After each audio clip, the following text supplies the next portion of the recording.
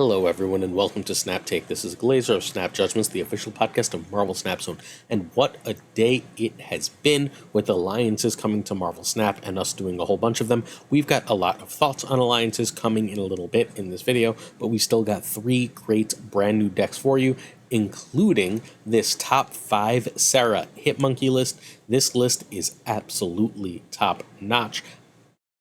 You do not necessarily need Luke Cage with the current change to Shadow King, but it's still really good for that US agent. This list offers so much power, and it's so hard to counter. It answers almost the entire meta, extremely powerful list.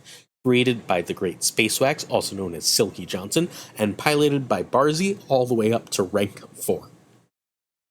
Jeff and US Agent are really good in this list, but neither is a requirement. We could instead be running Invisible Woman, Mirage, Cable, or Maximus.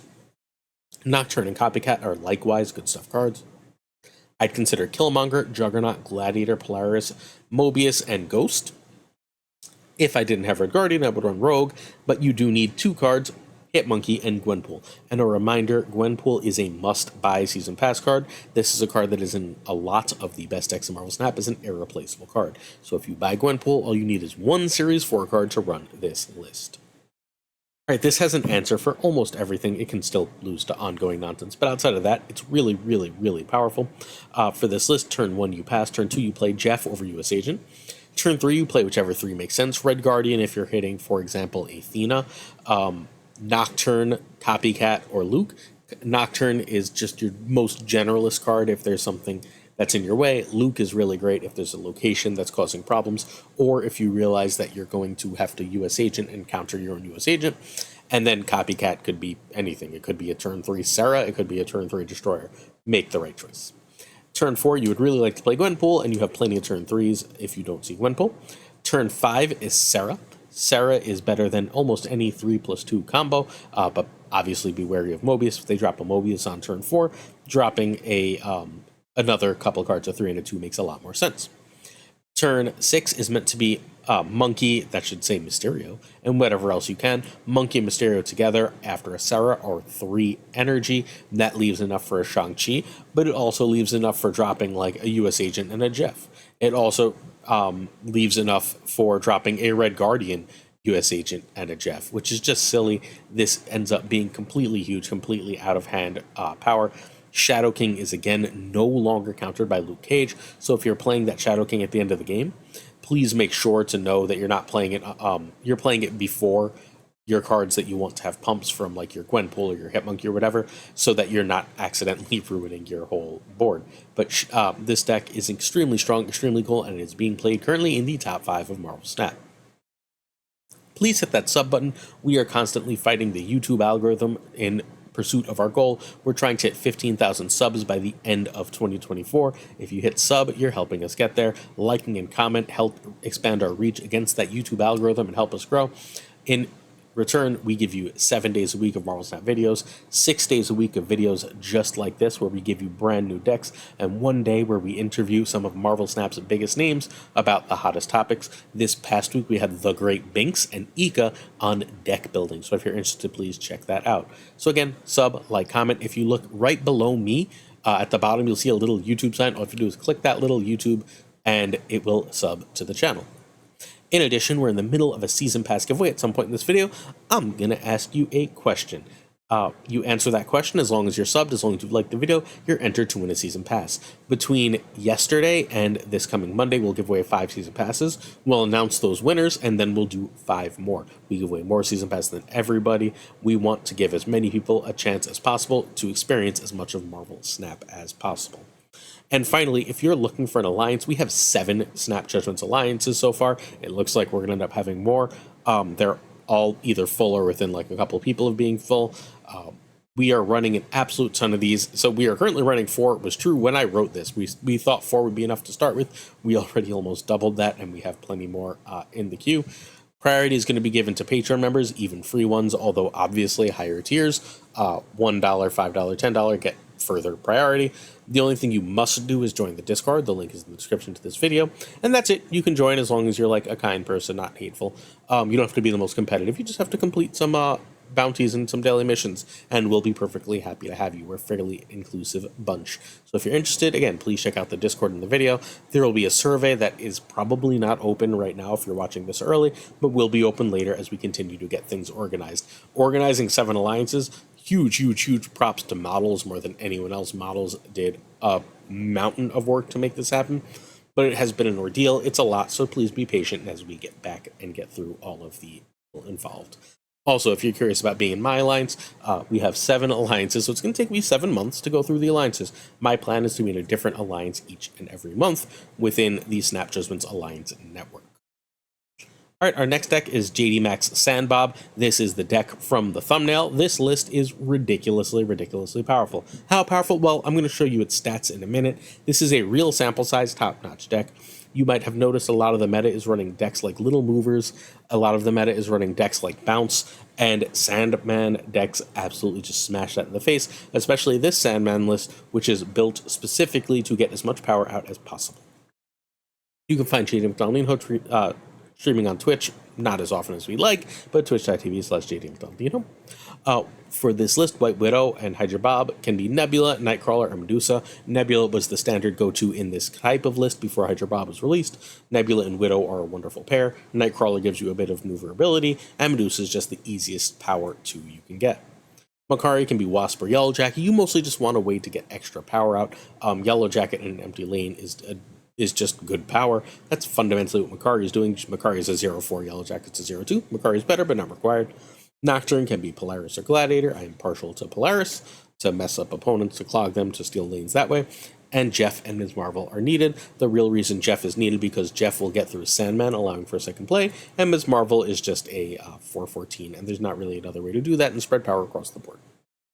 Alright, so JD McDonaldino sent me his stats. 72% win rate at a 47 and 18 win rate, which is, 65 games? 1.55 cubes, and rank 75.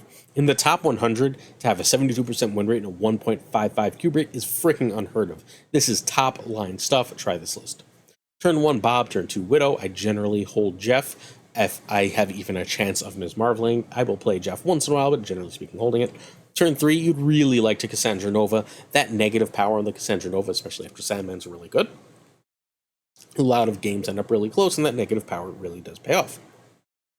Nocturne is perfectly fine, and Nocturne can be played over Cassandra Nova, specifically when there's a location you already know you want to get rid of.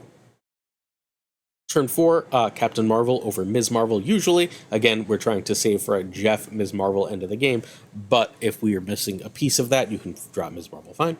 Turn 5 is almost always Sandman. If the opponent is clearly playing just I drop one big thing a turn, don't play Sandman, play Claw instead. And then turn 6, Ms. Marvel or Shang-Chi with Jeff, and those cards are, generally speaking, better than dropping a Dr. Doom. All good? That's how you play this list. It is sick stats and an extremely powerful list. Yes, this is a reasonably expensive list. Yes, most people don't have Makari and Bob, but both of those are completely replaceable cards, and I again urge you to check this deck out. If you would like to see gameplay for these decks, please check out the stream team. Today is Wednesday, so that means the great GamingwithFlashX of Power on Gaming. Hey, almost all these people are Power on Gaming. Who'd have thunk? We'll have we'll be playing these decks at 5 p.m. Eastern. Make sure you do check that out. There should also be a Prashaun video out relatively soon with some of yesterday's decks. Next up, finally, we have Ika Flood. Hey, we just had Ika on the podcast. Ika is one of the best deck builders in Marvel Snap, has built multiple really competitive lists. The one that you're most likely to know is that there was this list going around for a while that was running Blink with the 4-cost Leech, Claw, and a bunch of those cards. That was an Ika list. Ika is a phenomenal deck builder. This is another Ika list that I personally had a lot of success with. We have my win rate in a slide or two. My Q rate wasn't great. I stayed in too long. A lot of what I do as I'm testing decks is I try and stay in to figure out what the power level is, and it messes up my Q rate. Doesn't usually mess up my win rate, but messes up my Q rate as I test things. But my win rate was through the roof, which means some better snapping and retreating, and the Q rate will follow. This is just a very strong, very cool list. It's very hard for your opponent to counter you. You can find Ika at twitch.tv/Ika_MTS. For this list, Nico can be Nightcrawler or Hood, and I'm going to be honest, I am partial to Hood here. Jeff can be White Widow. You can also replace Jeff with fundamentally any decent 2. We're looking at Medusa. We're looking at cards along those lines. Nocturne, Copycat, Cassandra Nova can be Gladiator, Guardian, Polaris, Killmonger, Mobius. Those are your general good stuff cards here, not especially important. Cassandra Nova's whole importance derives from the fact that Arishem is a card that exists in Marvel Snap. Then we have Sage. Sage can be Wolfsbane. Sage is almost always only ever played on the last turn of the game, and Sage's specific power here is that it's played very often on Wong, and Wolfsbane on Wong is still plenty big for most matchups. And then Ravonna, Sersi, and Mockingbird are the 3 required cards. Yes, Ravonna only hits a couple cards, right? Ravonna really only hits White Tiger, Sage, Cassandra Nova, but any of those on Wong, particularly on turn 6, are extremely powerful. Also, there's worse things to do than Cassandra Nova, Sage on turn 5 as well. All right. Finally, turn by turn, I had a 62% win rate with this in like 15 games. So Nico, if the spell is right, we're talking destroy to draw 2 with Mysterio. We're talking make a clone on turn 2. We're talking give +2 power for a Mysterio clone. Stuff like that is when you want a Nico. Ravonna is better than Mysterio, is better than Jeff on turn 2. Sometimes Mysterio is better. If your curve is really tight, you should be able to look at the deck and go, okay, so I have Mysterio straight into Cassandra Nova, straight into Wong, straight into White Tiger, straight into Sersi. Then fine, you're obviously not going to be able to get Mysterio is obviously worth it at that point because you're trying to get to because you're trying to end up, if you end up Sersi on 5, you're trying to get that extra Mockingbird out, etc., etc. So it gets a little complicated. All right, turn 3, Cassandra Nova over Nocturne, unless you had Ravonna, because then sometimes your turn 4, if you don't have Wong, is Mysterio and Cassandra Nova. You'd rather obviously play Nocturne on 3 then, because Nocturne isn't discounted by Ravonna. Turn 4, Wong is still the priority, though. Turn 5, you want a White Tiger or Sersi. Sersi is often very good here, because remember that Sersi's cards changed will make Mockingbird cheaper, and you can fairly often end the game. You don't actually Sersi on Wong always. Sometimes you Sersi elsewhere, and then you can end the game with like a White Tiger. A White Tiger Sage on top of that Wong that you didn't change. Mockingbird plus is also really good here, and remember Mockingbird after a Mysterio is like a 1-cost card. That's a 1/10, crazy. Plus Sersi or White Tiger and Sage. Cool. This is a stellar list. Again, I urge you to give it a try.